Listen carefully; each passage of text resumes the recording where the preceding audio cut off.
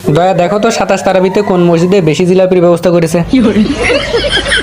Sir এই যে 15টা মসজিদের লিস্ট, এই মসজিদগুলোতে জিলাপির পরিমাণ বেশি থাকে, আর উপরে যে 5টা মসজিদ আছে এখানে কিন্তু চমচমও দেয়।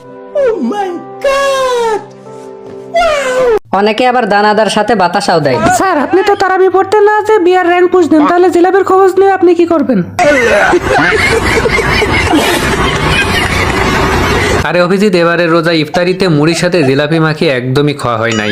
এজন্য 27 তারাবিতে জিলাপি গুছিয়ে বাকি 2 দিন শান্তি করে ইফতারিতে মুড়ির সাথে জিলাপি মাখিয়ে খাবো।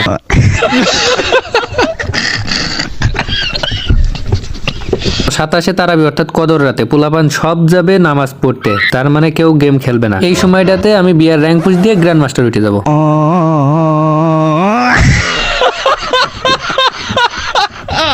স্যার তাহলে কি আপনি তারাবি পড়ে জিলাপি নেবেন না? আরে জিলাপি তো আমি নেবই, নামাজ শেষ করে মিলাদ পড়াবেন। মিলাদ পড়ানো শেষ হয়ে গেলে মুনাজাত ধরার আগ মুহূর্তে তোমরা একটা মিস কল দিবা আমার কাছে।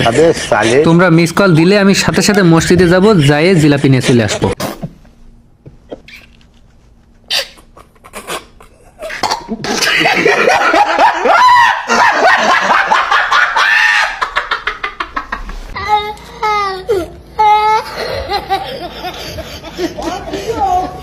Wow,